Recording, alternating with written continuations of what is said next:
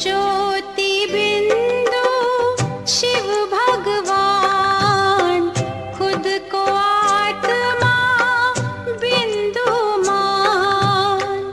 ज्योति बिंदु शिव भगवान, खुद को आत्मा बिंदु मान। बिंदु को मत छोटा जान, बिंदु है ये सिंधु समान। इसके सहारे भव से उतरो। ओम शांति। तो बाबा किस लिए आए हैं आज?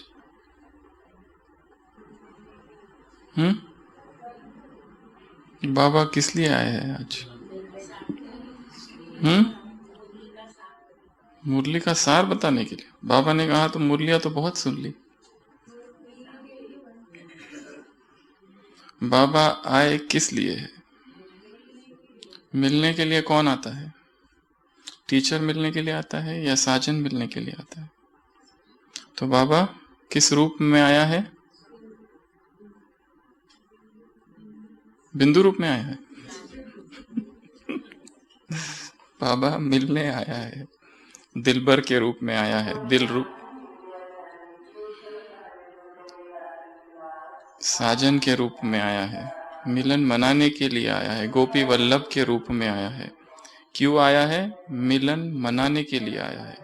मुरलिया तो बहुत सुन ली, अब क्या करो?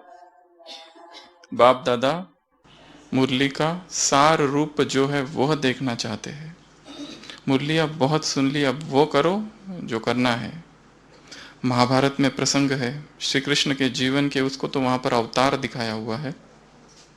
सांदीपानी के आश्रम में जब अपनी शिक्षाएं पूर्ण करते हैं तो वहां पर विश्वामित्र का आगमन होता है और क्या कहते हैं उसको कि हे गोविंद, मुरलियां बहुत सुना ली, लीलाएं बहुत कर ली, माखन बहुत खा लिया, अब वो करो जो कि करने आए थे। तो किससे कहा जा रहा है? अवतार से कहा जा रहा है। स्मृति दिलाई जा रही है कि अब वो करो जो तुम करने आए थे। तो बाबा आज सभी बच्चों से मिलन मनाने के लिए आए हैं, मुरली सुनाने नहीं आए। परंतु मुरली कितने पेज की है? 3 पेज की तो है। तो बाबा मुरली का सार सुनाने के लिए आए हैं। तो बाबा ज्ञान का सार सुनाने के लिए आए हैं। तो ज्ञान का सार क्या है? ज्ञान का सार क्या है? ज्ञान का बिंदु। और ज्ञान का सार क्या है? बिंदु बन सिंधु बात को बाप को याद करो, वो तो हो गया। ज्ञान का सार क्या है? अब घर जाना है, यह है ज्ञान का सार। और ज्ञान का सार क्या है? स्नेह में बाप के प्यार में समा जाना, यह है ज्ञान का सार।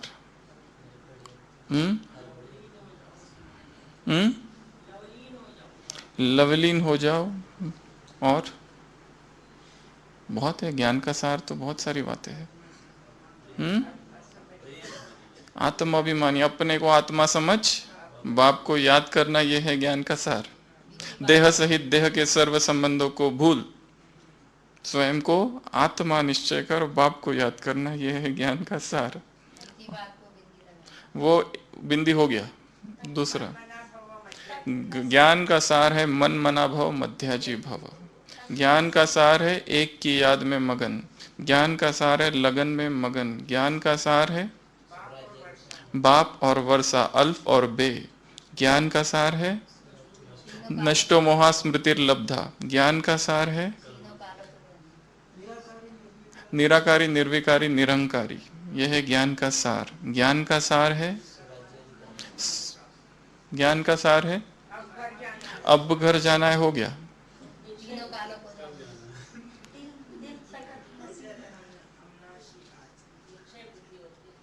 निश्चय बुद्धि विजयंती, यह है ज्ञान का सार।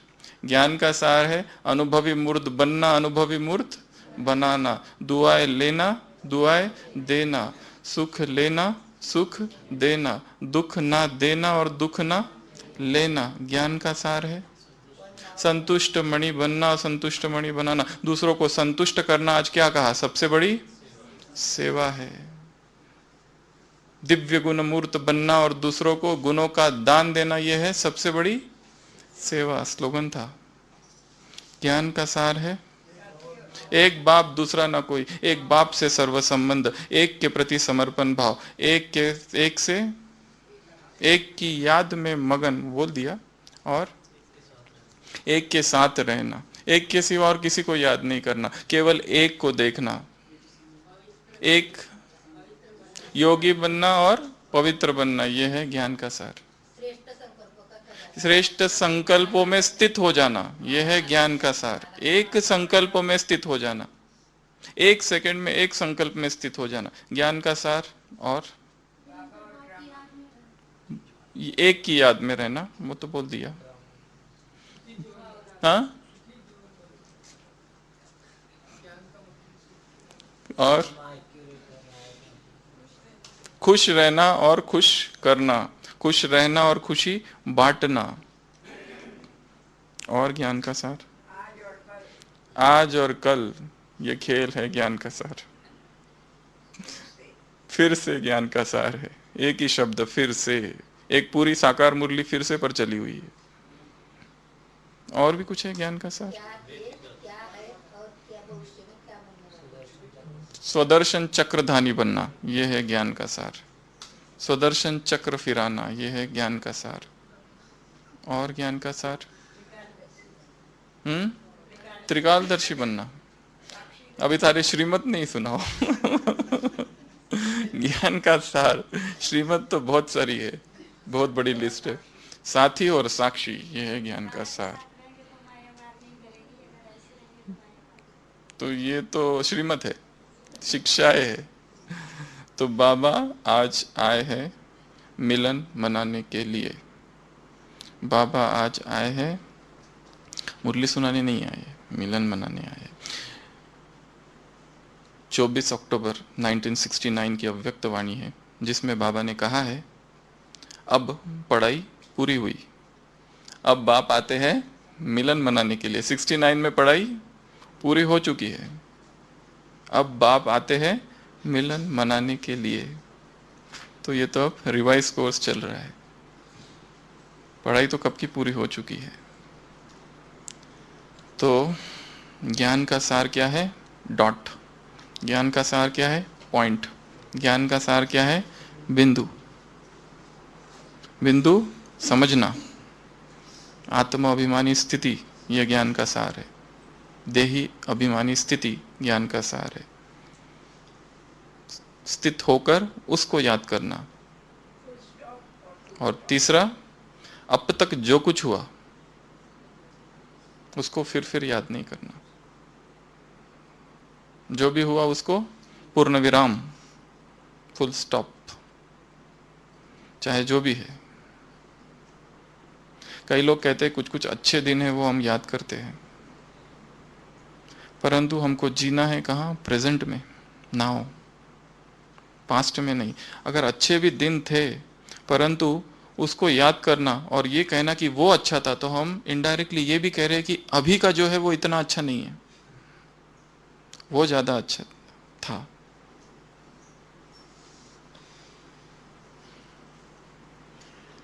तो पास्ट, इन तीनों में से सबसे आसान, सबसे मुश्किल कौन है?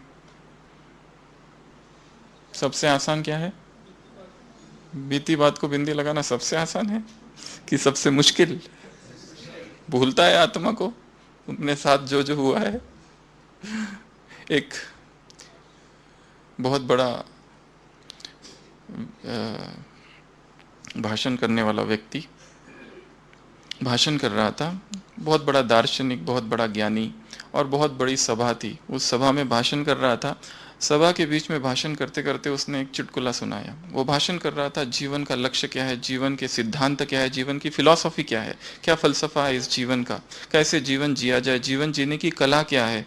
और उसके बीच में एक चुटकुला सुनाता है तो सारी सभा हंसने लगती है, हंसी की लहर दौड़ जाती है। 15-20 मिनट के बाद वही चुटकुला फिर से सुनाता है। तो पहली बार तो सारी सभा हंसी थी, दूसरी बार जब सुनाता है तो आधी सभा हंसती है, कुछ लोग नहीं हंसते। थोड़ी देर और भाषण चलता है, तीसरी बार वही चुटकुला सुनाता है तो फिर तो कोई नहीं हंसता है। फिर चौथी बार कुछ समय के बाद फिर वही चुटकुला सुनाता है तो लोग अभी क्रोधित हो जाते हैं, इरिटेट हो जाते हैं। एक तो उठ के कहता है कि बंद करो ये बकवास, एक ही तुम चुटकुला बार बार सुना रहे हो। तो कहता है कि मेरे एक ही बात बार बार सुनाने से तुमको इतना दुख होता है, इतनी पीड़ा होती है, तुम अपने ही जीवन को देखो और अपने ही जीवन की बातें जो अपने ही मन से बार बार रिपीट करते रहते हो तो उसका क्या। स्वयं की ही बातें दूसरों को सुनाते रहते हो, मेरे साथ ये हुआ, मेरे साथ वो हुआ, मेरे साथ ऐसा हुआ, वही वही वही वही बातें रिपीट करते रहते हो। दूसरों की वही वही बातें रिपीट करना तुम्हें सुनना पसंद नहीं है, पर अपने ही जीवन की बातें अपने ही मन में लाना, इसको क्या कहेंगे। वो दिन कितने प्यारे थे जब बाबा साथ हमारे थे, ये दिन भी कितने प्यारे हैं जब बाबा साथ हमारे हैं। वो दिन जो अच्छे थे वो तो प्यारे है ही, पर ये भी प्यारे है। ये भी एक माया बन सकती है कि जो अच्छे दिन है बस उसी की यादों में रहना। दोनों से मुक्त होना है, पॉजिटिव नेगेटिव। हाँ, एक दूसरी बात है, जो हुआ है उससे सीखना। जीवन में जो कुछ भी हुआ है, जो कुछ अनुभव हमको प्राप्त हुए हैं, उनसे सीखना, सीख लेना और आगे बढ़ना, ये दूसरी बात है। पर वो करते हुए भी ऐसा ना हो कि हमारा टाइम वेस्ट उसमें चला जाए, टाइम वेस्ट हो रहा हो। वो जो दृश्य है, जैसे कोई एक्टर है और जिसने कोई एक एक्टिंग की, और वो जब अपना ही वो सीन देखे तो ये समझ के देखे कि यही सीन को अगर मैं और अच्छी रीति से करता तो क्या होता। अगर वो इस रीति से सोचता कि मेरे जीवन में ये जो परिस्थिति आई और मैं यहाँ उतावला हो गया और क्रोधित हो गया, या वासना ने वार किया, काम क्रोध ये विकारों ने जहाँ वार कर दिया, इसकी बजाय मैं अगर अचल होता तो क्या होता। अगर इस रीति से उस पास्ट की घटना को देखा जाए तो शायद हम उस घटना से बहुत कुछ सीखे और आगे बढ़े। केवल ऐसे ही याद करते रहे, ऐसे ही सुनाते रहे, केवल पश्चाताप करते रहे, फुल स्टॉप लगाना है तो स्टॉक फुल होगा। वही वही वही वही, इसके लिए बाबा कह रहे हैं ये सहज है या मुश्किल है, इसमें सारा ज्ञान समाया हुआ है। ये अनुभव है, ये अनुभव कैसा है, अति सूक्ष्म है और अति शक्तिशाली अनुभव है। इस अनुभव के आधार से ही क्या हो जाएगा, सूक्ष्म फरिश्ता बनेंगे और मास्टर सर्वशक्तिवान का पार्ट प्ले करेंगे। किस आधार से, स्वयं को आत्मा निश्चय करने के आधार से, स्वयं को आत्मा निश्चय कर कर उस परमात्मा को याद करने से। और तीसरा जो अब तक हुआ है, स्टॉप, पूर्ण विराम। जीवन की वो बातें अभी फिर नहीं दोहराना है, बहुत टाइम वेस्ट कर लिया, समय बहुत कम है। श्रेष्ठ कर्मों के बीज बोने का समय अब है। 84 जन्मों के रिकॉर्ड, संस्कारों का रिकॉर्ड भरने का समय अब है। 21 जन्मों की कमाई करने का समय अब है। महान आत्मा बनने का समय अब है। संगम युग का एक सेकंड भी वेस्ट किया तो कई वर्षों के समान है, वरदान था ना। तो बाबा क्या कह रहे हैं कि बाबा सार स्वरूप, सारे ज्ञान के विस्तार का ये सार है। इस अनुभव में अगर स्थित हो गए तो अति शक्तिशाली और अति सूक्ष्म और शक्तिशाली अनुभव है। इसमें स्थित होने से ही सूक्ष्म फरिश्ता और मास्टर सर्वशक्तिवान बनेंगे। डबल विदेशियों से क्या कहा, डबल इजी है ये कि मुश्किल है।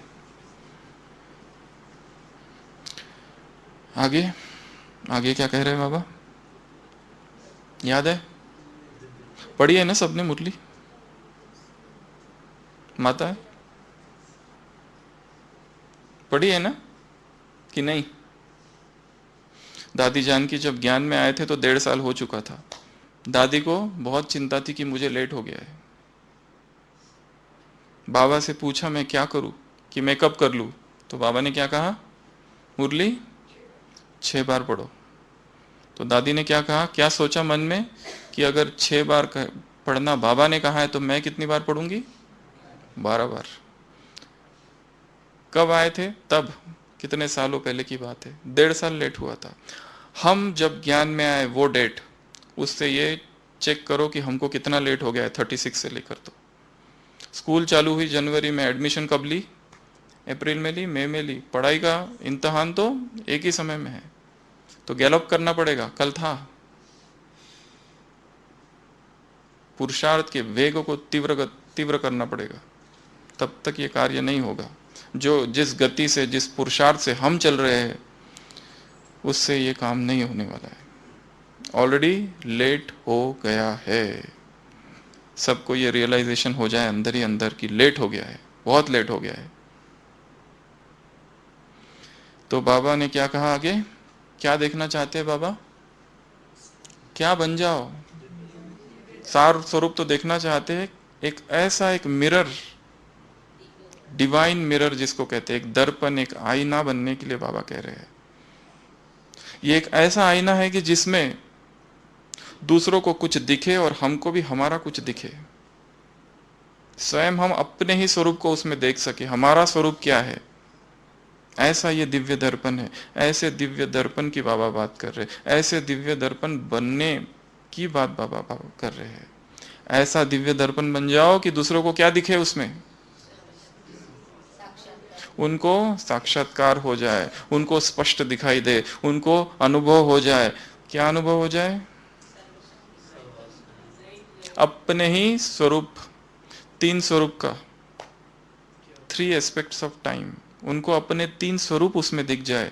पहले क्या थे, अब क्या है, और भविष्य में क्या मिलने वाला है। ये त्रिकाल का दर्शन उनको हो जाए। कितनी ऊंची बात है ये, कि हम में उनको ये सब दिख जाए कि हम क्या थे, अब क्या है, और क्या बनने वाले।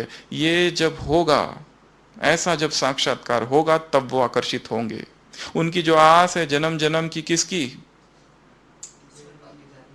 स्वर्ग मुक्ति की या स्वर्ग में जाने की आस। कौन सी आत्माओं की? 2 प्रकार की आत्माएं हैं। पहली आत्माएं जो भक्त आत्माएं, जिनको मगन हो जाना है बस प्रेम में। परंतु मगन क्या हो जाना है, लीन क्या होता है, मर्ज होना क्या है, ये उनको पता नहीं है। उसका रहस्य भी तुमको बताना है उन्हें।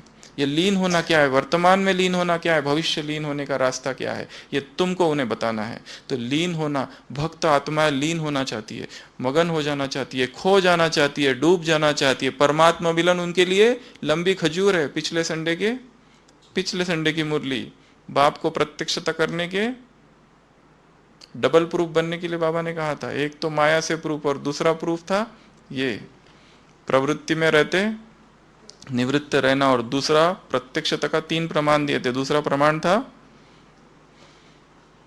परमात्मा मिलन, जो तुम्हारे लिए सहज है, उनके लिए मुश्किल, तुम्हारे लिए अधिकार। और उनके लिए बाप परमात्मा नहीं है, तुम्हारे लिए परमात्मा बाप बन चुका है। तो जो भक्तों के लिए मुश्किल है, ऐसे जो भक्त है उनको कौन सा अनुभव कराना है? मगन स्थिति का अनुभव कराना है, जैसे कि खोए हुए है। और दूसरे प्रकार की कौन सी आत्माएं हैं जो क्या चाहती है? बोलो ना, क्या चाहती है? बाबा नहीं, 2 प्रकार की आत्माएं बताइए बाबा ने। एक आत्मा है तो वो है जो प्रेम में लीन होना चाहती है, और दूसरी आत्मा है वो जो ज्योति में समा जाना चाहती है। कौन सी आत्माओं की बात कर रहे हैं ये? भक्त लोग। भक्त तो प्रेम में लीन होना चाहते हैं। ये कौन सी आत्माएं हैं? ये सन्यासी आत्माएं हैं। अद्वैत वेदांत का क्या सिद्धांत है? जो ब्रह्म में लीन होना चाहती है। 3 फिलॉसफी संसार में आई है। सबसे पहला शंकराचार्य जब आए, आदि शंकराचार्य, आदि शंकर जिसको कहते हैं, अद्वैत वेदांत की स्थापना हुई 7वीं शताब्दी में। उसके कुछ समय बाद रामानुजाचार्य का आगमन हुआ, उसके द्वारा विशिष्ट अद्वैत की स्थापना हुई। उसके बाद में और एक सिद्धांत आया, द्वैतवाद। अद्वैतवाद क्या कहता है कि जो कुछ है सब कुछ क्या है? ब्रह्म है, सर्व खलविदम ब्रह्म। दूसरा महावाक्य क्या है? 4 महावाक्य है उस सिद्धांत के। दूसरा महावाक्य है कि अयमात्मा ब्रह्म, मैं आत्मा ही ब्रह्म हूं। तीसरा है प्रज्ञानम ब्रह्म, ये ब्रह्म कैसा है? चेतन है। और लास्ट महावाक्य है अहम ब्रह्मस्मि। अब ऐसी जो आत्माएं हैं संसार में, जो सन्यासी आत्माएं हैं, उनकी क्या इच्छा है? माया उनके लिए क्या है? देह, नाम और रूप माया है। आत्मा ब्रह्म में लीन हो जाए, ज्योति ज्योत समा जाए, उनकी यह आश है। तो उनको क्या करना है? हमको ब्रह्मलोक में पहुंचाना है। ब्रह्मलोक में पहुंचाकर उनको वो अनुभव कराना है जैसे आत्मा वो ज्योति में समा गई है। ये सन्यास मार्ग है अद्वैत वेदांत का। दूसरा और एक जो मार्ग मैंने बताया, विशिष्ट अद्वैत, जिसमें ये समझते हैं कि आत्मा परमात्मा में और परमात्मा आत्मा में है। ये एक्चुअली मार्ग नहीं, हमारी स्थितियों का वर्णन बताया है इन महापुरुषों ने। तीसरा मार्ग है द्वैत। द्वैत अर्थात आत्मा अलग परमात्मा अलग। तो भगवान ब्रह्मा कुमारी की जो सिद्धांत है वो द्वैतवाद पर है। तो ये एक्चुअली हमारी स्थिति है। जब हम बाबा के पास पहले आते हैं तो मैं आत्मा अलग और बाप अलग। बाद में जैसे जैसे आगे बढ़ते तो क्या अनुभव होता है? वो मुझ में है और मैं उसमें हूं। और बाद में क्या अनुभव होता है? बाप समान। तो इस तरह से जैसे कि ये तीन भाग है, एक है भक्ति मार्ग, एक है सन्यास मार्ग और एक है हमारा मार्ग। भक्ति मार्ग की सर्वोच्च अवस्था है जैसे उसमें लीन हो गए, प्रेम में लीन हो गए, उसमें नहीं, प्रेम में। सन्यास मार्ग क्या करता है? निर्विकल्प समाधि में आत्मा जैसे परमात्मा में समा गई। और हमारी क्या अवस्था है? बाप समान। तो बाप समान, इधर एक निर्विकल्प समाधि और उधर वो भक्ति की सर्वोच्च अवस्था।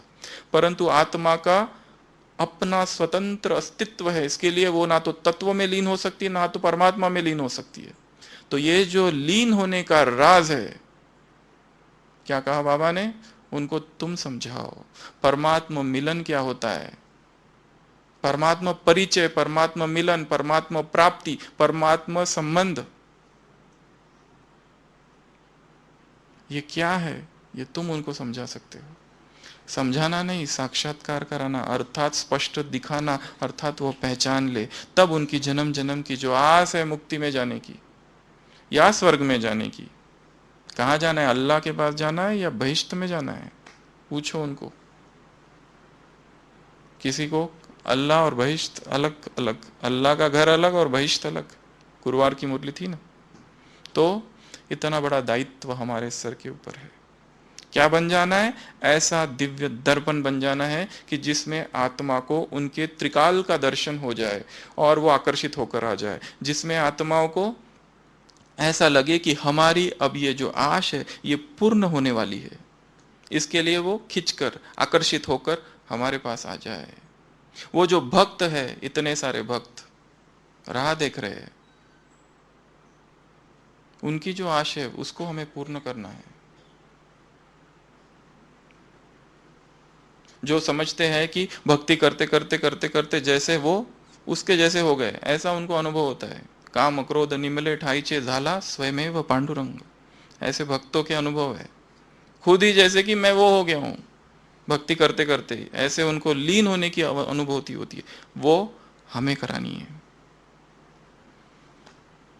दिव्य दर्पण का ये एक काम। दूसरा काम, दूसरा क्या?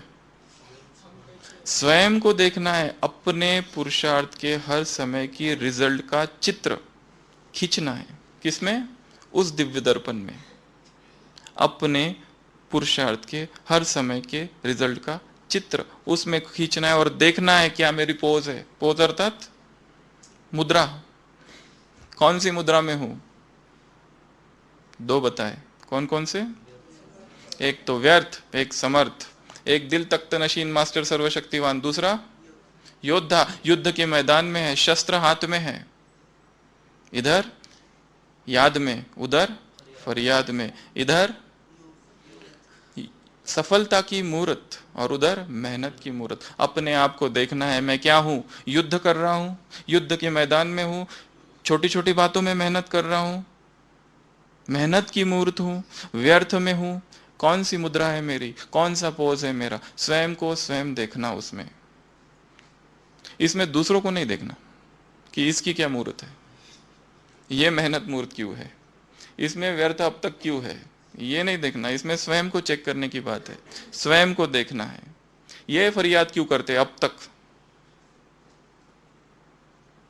स्वयं स्वयं को देखना। जैसे दिखाते हैं ना, एक गुरु था, उसका एक शिष्य था, अपने शिष्य को उसने एक दिव्य दर्पण दिया और अपने शिष्य को कहा कि ये दर्पण, आज तुम्हारी शिक्षा पूरी हुई, अब इस दर्पण को ले जाओ। उसने कहा इस दर्पण की क्या विशेषता है? उसने कहा इस दर्पण को जिसकी ओर भी करोगे उसके हृदय में क्या चल रहा है तुम्हें सब दिखेगा। तो सबसे पहले वो छुपके से अपने गुरु के तरफ ही करता है, वो तो देखता है कि जिसके पास मैंने इतने सालों तक शिक्षा ली, वो देखता है उसके हृदय में तो क्रोध, काम, ईर्ष्या सब कुछ है।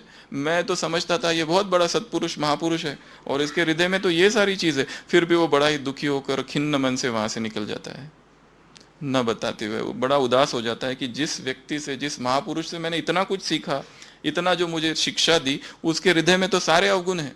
घर जाता है, अपने माँ बाप की तरफ देखता है, करता है तो देखता है इनमें भी वही सारे अवगुण है। फिर जिससे भी मिलता है सबकी तरफ करता है, जिसके भी तरफ करता है और ही दुखी होता है। कहता है कि इसके हृदय में क्रोध है, ईर्ष्या है, द्वेष है, मद है, मत्सर है, अहंकार है, सबके हृदय में बस अवगुण ही भरे पड़े हैं। कोई भी एक सद्गुण वाला व्यक्ति नहीं है। बहुत उदास होके कुछ सालों के बाद फिर अपने गुरु के पास कहता है मुझे नहीं चाहिए ये। बोलता है क्यों? क्योंकि मैं जिसके भी तरफ करता हूँ उसमें अवगुण ही दिखते। गुरु करते आ रहे ये दर्पण मैंने तुम्हें अपने हृदय की तरफ करने के लिए दिया था, दूसरे की तरफ नहीं। तुम्हें अपने अवगुण देखने थे इस हृदय, इस दर्पण से। यह ऐसा दिव्य दर्पण था, तुमने तो उल्टा कर दिया, दूसरों को देखते रहे, इसके लिए तो दुखी हो गए। तो दूसरों को देखेंगे तो दुखी हो जाएंगे।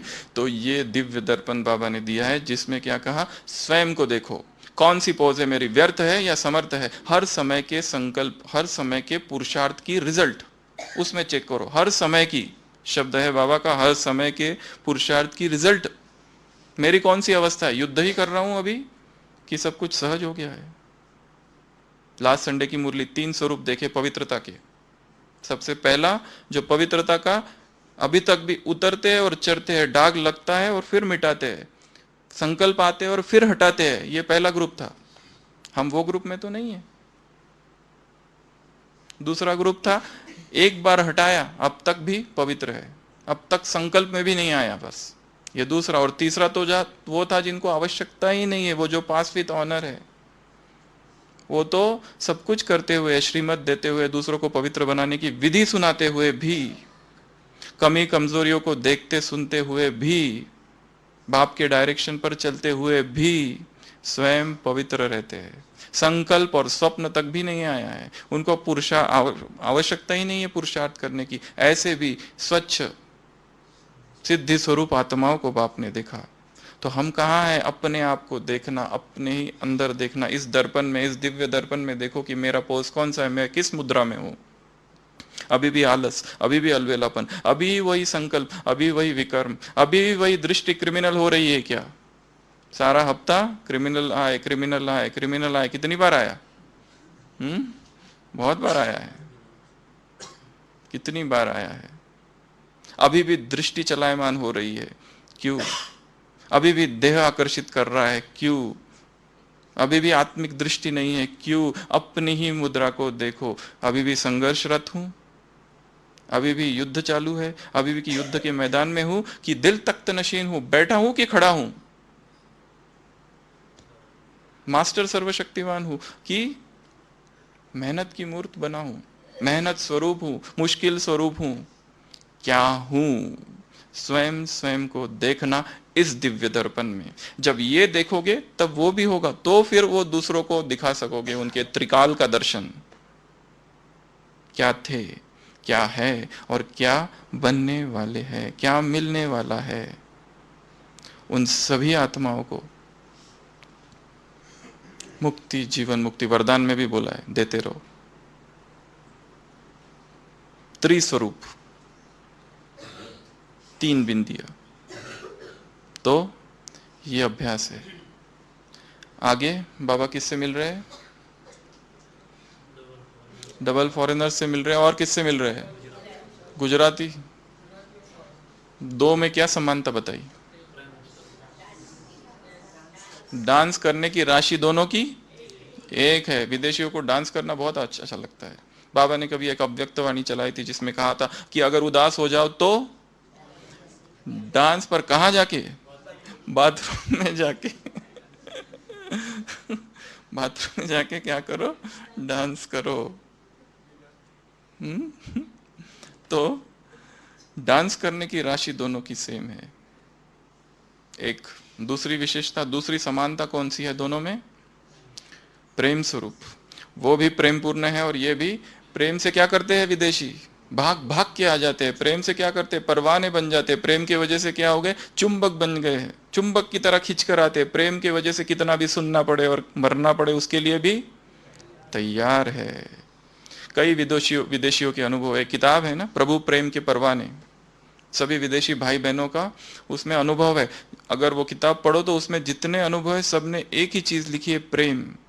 बाबा तो बाद में समझ में आया, ज्ञान बाद में समझ में आया। सबसे पहले ये बिलोंगिंगनेस की फीलिंग आई। जैसे ही आए ज्ञान में उनको लगा ये ज्ञान हमारा है, ये ज्ञान नहीं, ये बाप हमारा है, ये प्रेम बाबा का जो प्रेम है उसने ही उन सबको खींचा। ऐसा लगा ये जो परिवार है ये हमारा परिवार है, हम इस धर्म की पुरानी आत्माएं हैं। ये सबको अनुभव हुआ, सेंस ऑफ बिलोंगिंगनेस। वो ज्ञान और वो कोर्स वो तो कई लोगों ने बाद में किया, उसमें जितने अनुभव है सबके अधिकतर अनुभव इसी तरह के है। प्रेम ने उनको खींचा। बाबा ने आज कहा प्रेम ने उनको क्या बना दिया? परवाना बना दिया।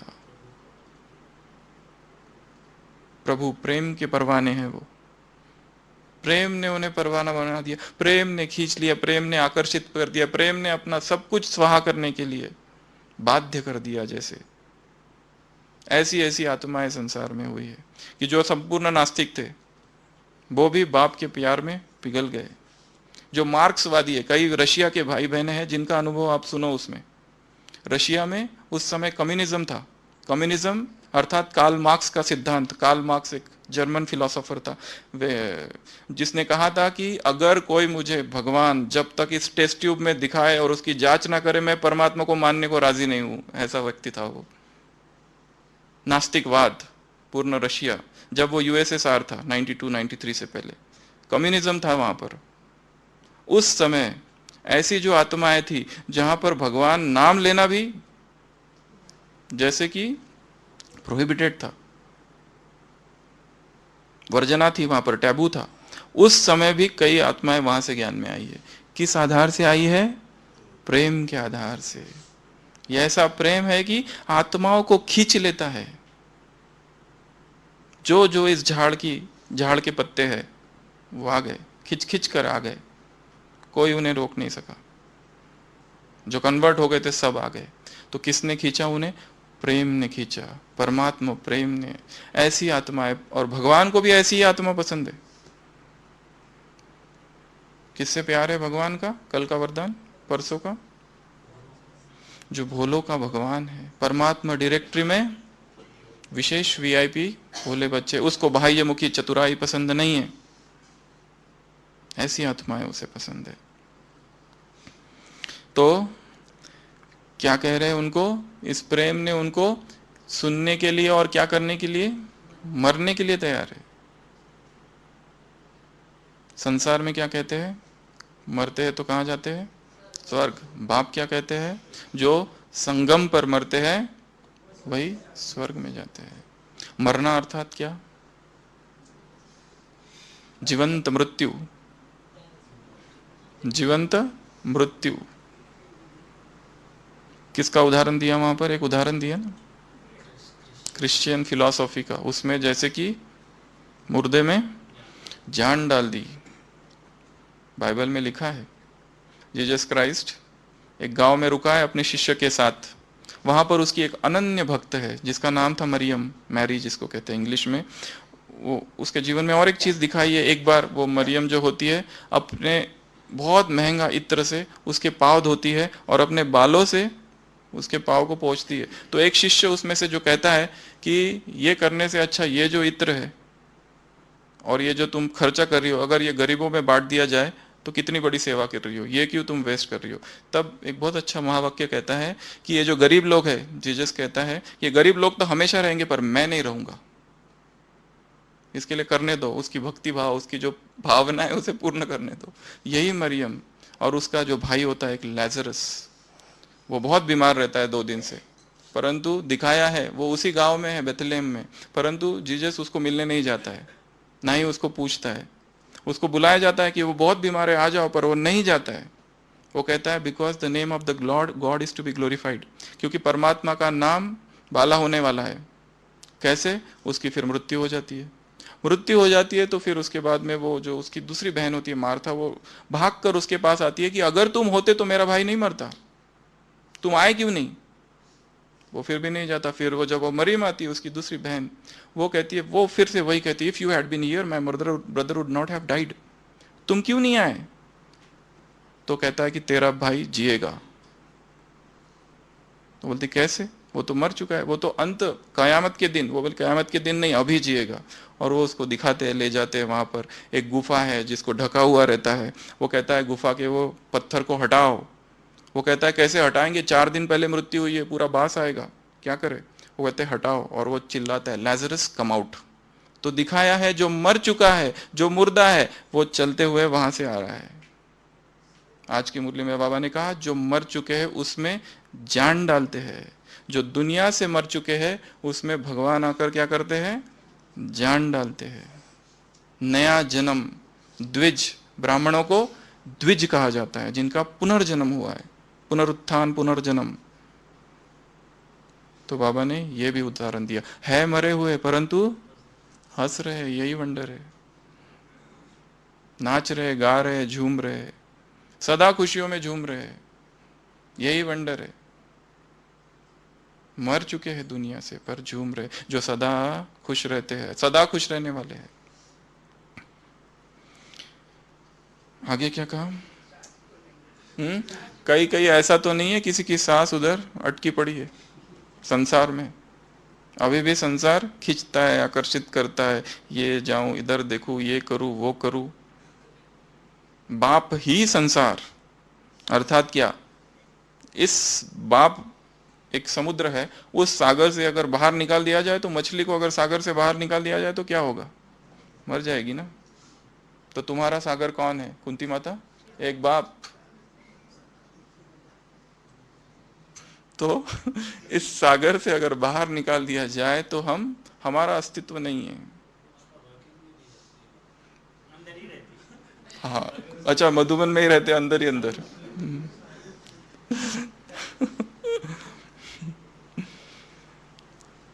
तो बाबा ने 3 बातें बताई। सबसे पहला 3 बिंदु, दूसरा दिव्य दर्पण, और तीसरी मृत्यु, जीवंत मृत्यु। इस संसार की कोई आश नहीं, कोई कामना नहीं, कुछ पाने की इच्छा नहीं। एक बाप को पा लिया, सब कुछ पा लिया। एक बाप में ही सारा संसार समाया हुआ है, उसी में ही जीवन के अब सारे अर्थ ढूंढने हैं। संसार की कामनाएं, संसार की इच्छाएं, तृष्णाएं, वासनाएं कितनी भटकाती है, कितनी दौड़ाती है। वरदान में था ना, चिंता क्या करती है? दौड़ाती है, बहुत दौड़ाती है। इसके लिए पाओ अचल निश्चय के पाओ। कौन सा निश्चय? एक बाप, दूसरा ना कोई। एक बाप में ही संसार।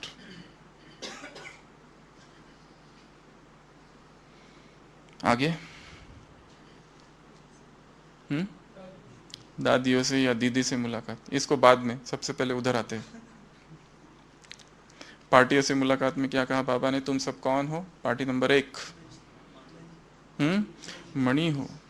कौन सी मणि हो? चमकती हुई मणि हो। कैसी मणि हो? कैसे रत्न हो? अमूल्य रत्न हो।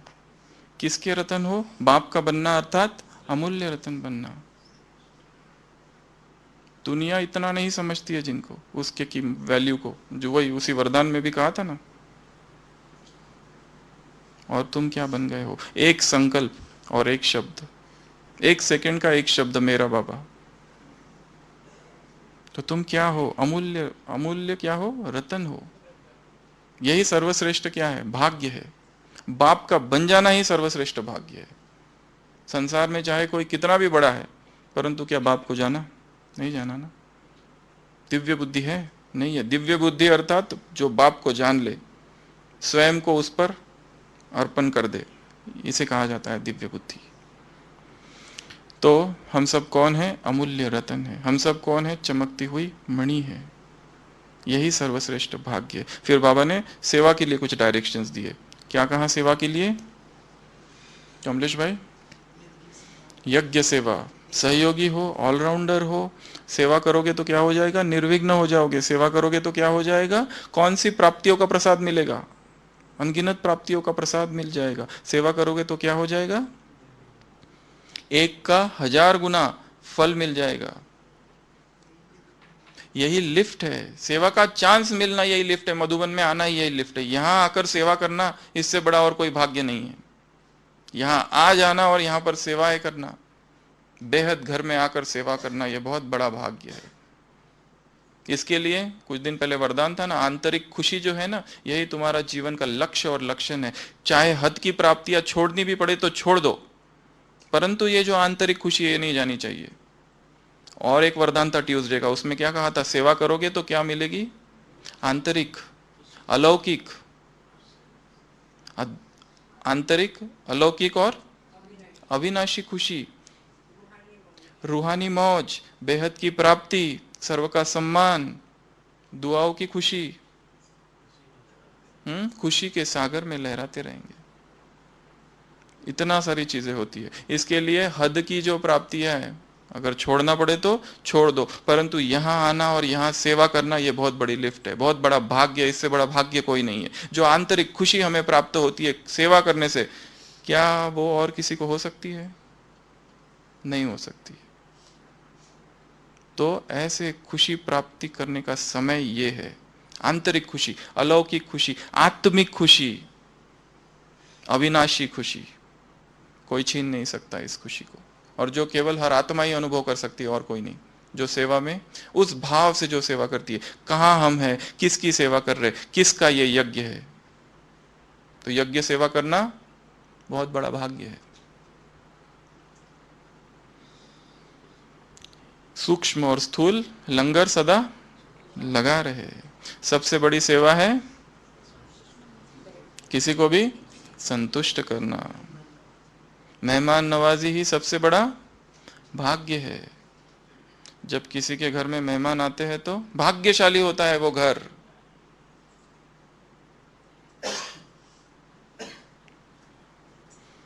हमारे घर में कौन मेहमान आया है? मधुबन घर में सुधा माता कौन आया है हमारे घर में मेहमान बनकर? बाप आए हैं। तो जिसके घर में मेहमान आते हैं वो घर भाग्यशाली होते हैं, और जिसके घर में वह मेहमान आता है, हसीन मुसाफिर, खूबसूरत, तो वो घर कितना भाग्यशाली है। इस भूमि पर किसके कदम पड़े हैं? परमात्मा कदम पड़े हैं। धन्य भूमि वनपंत पहारा, जहां जहां नाथ पाव तुम धारा। ये वो भूमि है जहां कर उस नाथ के पैर पड़े हैं। वहां पर हम बैठे हैं। अभी जिस हॉल में हम बैठे हैं, ये कौन सा हॉल है? कौन से वाइब्रेशन है यहाँ पर? क्या ऐसे वाइब्रेशन इस विश्व में, इस संसार में, इस जगत में खरीदे जा सकते हैं? और किसी साधन से, वस्तु से, सामग्री से प्राप्त किए जा सकते हैं? नहीं, सहज प्राप्त हुआ है। तो उसके आते ही ये भूमि धन्य हो गई है, पवित्र हो गई है। उस पवित्र भूमि में हम हैं। उस पवित्र भूमि में हम उसके यज्ञ की सेवा कर रहे हैं। कितना बड़ा भाग्य है।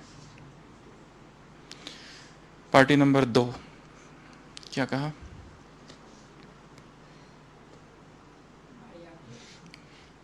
बोलो।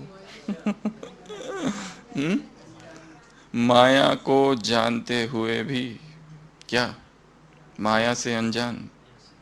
कैसा अद्भुत महावाक्य है। माया को जानते हुए भी माया से अनजान। माया क्या है पता है, परंतु उससे अनजान। उदाहरण दिया, जैसे देवताएं माया के वार से अनजान है, वैसे माया पता तो है क्या है, परंतु माया वार नहीं कर सकती। इतने हम शक्तिशाली हो गए। माया को जानते हुए माया से अनजान, अनभिज्ञ। माया से जैसे पता ही नहीं क्या है माया। इच्छा मात्रम अविद्या जैसा है ना, वैसे माया से अविद्या, वैसे विकारों से। आगे आगे क्या उदाहरण दिया बाबा ने? किला कैसा हो? मजबूत। दरवाजा बंद, माया को मेहमान बनाकर तो नहीं बुलाते हो। दरवाजा क्या हो, बंद हो। किला कैसा हो, मजबूत हो। और दीवार कैसी हो, ऊंची। तो दीवार कौन सी है, स्थिति की दीवार है, कि जिसमें कोई भी विकार प्रवेश न कर सके। हमारी स्थिति इतनी ऊंची हो, किला इतना मजबूत हो कि कोई भी विकार, हिम्मत नहीं है उसकी देखने की भी। दरवाजा सदा बंद, डबल लॉक लगा हुआ हो उसमें। फिर बाबा ने यहां मोह की बात की। बाप का बनना अर्थात मेरापन समाप्त। ये मेरापन क्या करता है, माया की उत्पत्ति का कारण मेरा। कौन सी चीज वरदान था ना, तो कमलेश भाई क्या वरदान था, मेरा क्या करता है, भय को जन्म देता है। मेरा धन, धन सो भी नहीं सकते, खा भी नहीं सकते, भय की उत्पत्ति होती है। इस संसार में भय ही समाया हुआ है। जहां देखो वहां भय, धन से भय, हर चीज से भय। क्यों मैं है, भय क्यों है, कारण क्या है, मेरा। हर चीज को हम अपना समझते। किसी व्यक्ति को अगर अपना समझा तो भय होगा, कोई छीन ना ले। कोई व्यक्ति हमारा नहीं है, कोई वस्तु हमारी नहीं है, किसी व्यक्ति की देह हमारी नहीं है। गृहस्थ व्यवहार में पवित्रता, कोई भी हमारा नहीं है। अधिकार समझना सबसे बड़ी माया है।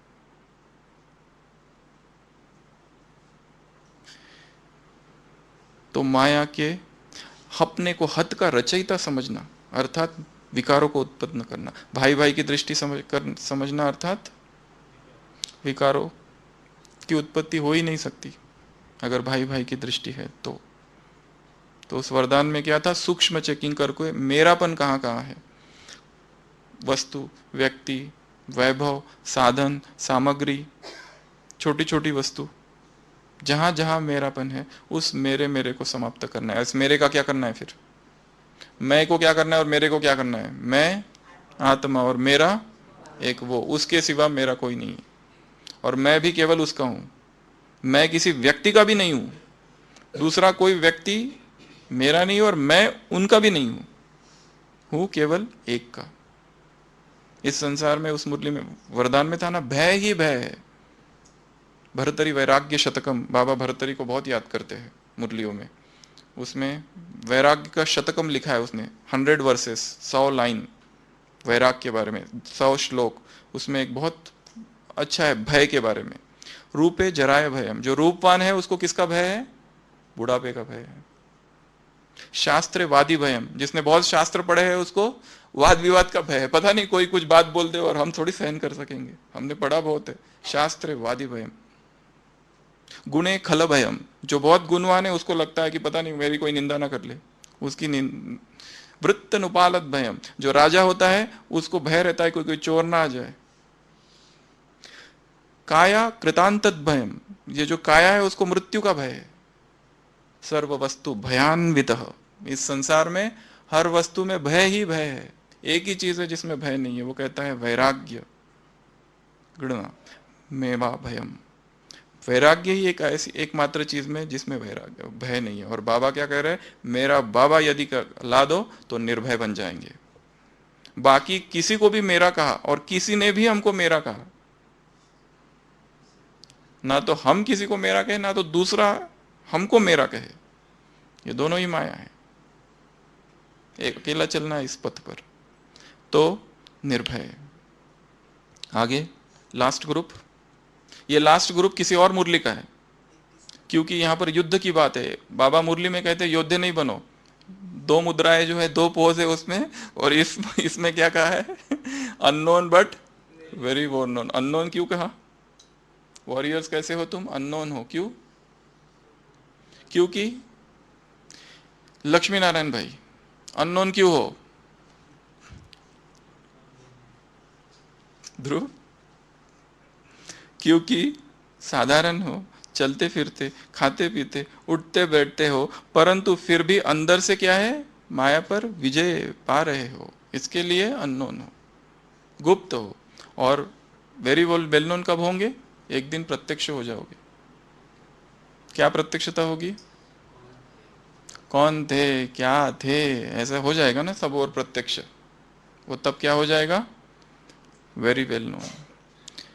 विजय के लिए क्या कहा? किसको साथी बनाओ? बाप सर्वशक्तिवान साथ है तो विजय निश्चित है।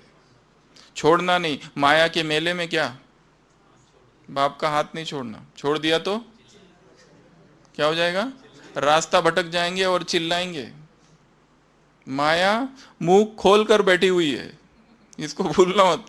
चाहे कितना भी दिन से कितना भी ज्ञान और योग कुछ भी कर रहे हो, थोड़ा भी चांस मिला तो माया ऐसी बैठी हुई है हप करने के लिए। हाँ, सुरसा की तरह। हाँ, जैसे हनुमान जब जा रहा था तो सुरसा थी ना, तो वैसे माया ऐसी बैठी हुई है। हाँ,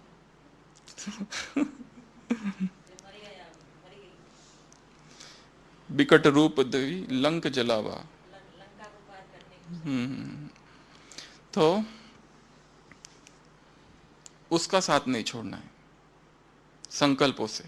उसको छोड़ा तो खो गए, उसको छोड़ा तो माया के मुंह में, उसको छोड़ा तो भटक गए, उसको छोड़ा तो आंतरिक खुशी गायब, उसको छोड़ा तो नीचे आ गए।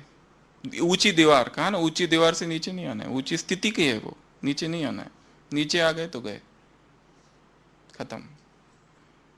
बाबा ने कभी अव्यक्त वाणी में कहा है कि अगर कोई पाप कर्म करता है तो दंड मिलेगा।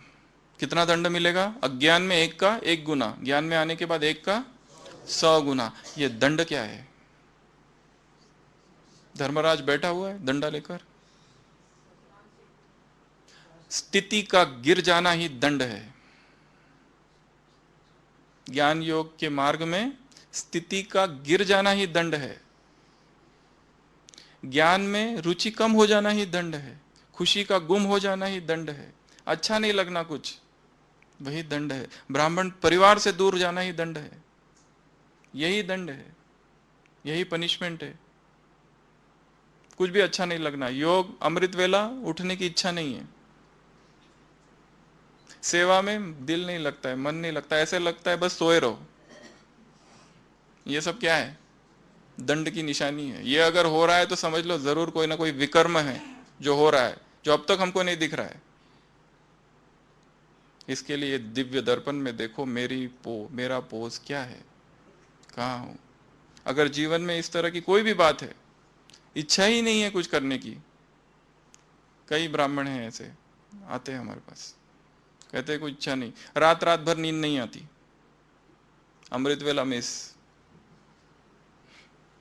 बस देखते रहते हैं छत की तरफ 2-2, 3-3 बजे तक। क्या है ये? दंड। दादियों से मुलाकात। क्या कहा बाबा ने? कौन सी महफिल देखी है? एक महफिल देखी, महावीर आत्माओं की महफिल। किन आत्माओं की महफिल? अनन्य आत्माओं की महफिल। और यहाँ पे बहुत अच्छी बात कही है, 2 सेवाएं। कौन सी सेवाएं? एक स्थूल और एक सूक्ष्म। उदाहरण दिए बहुत सारे ब्रह्मा के। जैसे ब्रह्मा ने स्थापना में अपने संपूर्ण स्वरूप का साक्षात्कार कराया, वैसे ही क्या करते हैं बाबा भी वतन में इमर्ज करते हैं। ऐसी आत्माओं को जो इष्ट और अष्ट है, उनको उनके द्वारा साक्षात्कार कराते हैं। एक ब्रह्मा का उदाहरण। दूसरा, जैसे ब्रह्मा ने स्थापना में वृद्धि की, वैसे इन आत्माओं के द्वारा भी शिव शक्ति का कंबाइंड स्वरूप का साक्षात्कार कराते हैं। और किस तन द्वारा? सूक्ष्म शरीर द्वारा साक्षात्कार भी कराते हैं और संदेश भी देते हैं, दोनों। तो बाबा ने वहां पे पूछा है। तीसरा, साकार और आकार। एक है साकार ये शरीर, एक है आकार। आकार शरीर अर्थात सूक्ष्म शरीर, अर्थात angelic body, astral body, subtle body, सूक्ष्म शरीर, अंतवाहक शरीर। तो अंतवाहक के शरीर द्वारा सेवाओं की बात चल रही है। अंतवाहक शरीर से सेवा अर्थात किसी को साक्षात्कार कराना, किसी को संदेश देना। ये 2 बातें बताई है वहां पर। तो बाबा ने कहा डबल सेवा करो। और जो स्थूल सेवा करते हो उसमें भी कैसे रहना है? डबल लाइट स्वरूप। कोई बंधन ना हो, कर्म किया पर कर्म का बंधन नहीं, डबल लाइट स्वरूप। प्रश्न पूछा कि कितना समय सूक्ष्म वतन में रहने का अनुभव है? सूक्ष्म वतन में रहते हो? लंबा लंबा समय सूक्ष्म वतन में रहना। योग की अवस्था में रहना, स्थूल कर्म करते हुए भी सूक्ष्म वतन में रहना, तो दो सेवा करनी है। और फिर बाबा ने पूछा कि क्या ज़्यादा अच्छा लगता है, ये साकार शरीर से सेवा करना ज़्यादा अच्छा लगता है, आकार सेवा से शरीर से सेवा करना अच्छा लगता है? तीसरा भी एक ग्रुप बताया, कौन सा? ये शरीर छोड़कर एडवांस पार्टी, उनकी भी सेवाएं बहुत जोर शोर से चालू है, नामी ग्रामी है, उसकी इतनी चर्चा नहीं की।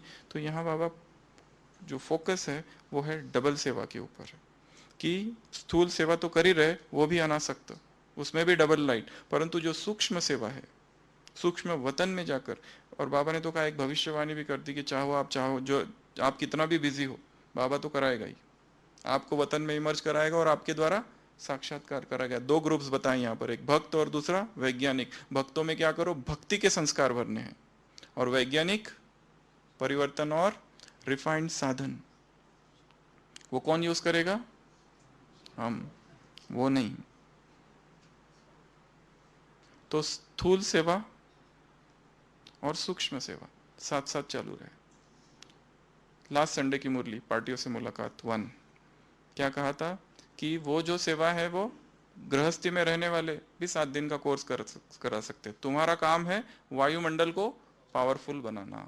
कौन सा वायुमंडल? स्व का, केंद्र का, स्व का, सेवा स्थान का, शहर का, भारत का, तब चढ़ती कला होगी। क्वालिटी क्वांटिटी वायुमंडल स्थाती स्वयं सबकी चढ़ती कला तब होगी। तो सार है मनसा सेवा का जो सब्जेक्ट है उसमें और ज़्यादा काम करना। तो ये है दादियों से मुलाकात का सार। वरदान में क्या कहा बाबा ने? समझदार कौन है? जो हर शक्ति को कार्य में लगाए। कार्य में लगाएंगे ही तो वृद्धि होगी। और धनवान, धनवान और समझदार। और क्या था उसमें? बजट बनाने के लिए कहा, ईश्वरीय बजट बनाओ जो जमा भी हो और दूसरों के लिए यूज भी करो, क्योंकि दुखी और ये भिखारी आत्माएं, उनको भी तो मुक्ति देनी है। विशेष आत्मा कौन है? जो दूसरों की विशेषता को देखते। एक स्लोगन था। गुणमूर्त, सबसे बड़ी सेवा कौन सी है? स्वयं गुणमूर्त बनकर दूसरों को गुणमूर्त बनाना। तीसरा, सबका स्नेह किसे प्राप्त होता है? जो स्नेही बनता है। माला माल कौन बनता है? आज का स्लोगन, जो शुद्ध संकल्पों के खजानों से भरपूर है। और भी कुछ रह गया है आज की मुरली से?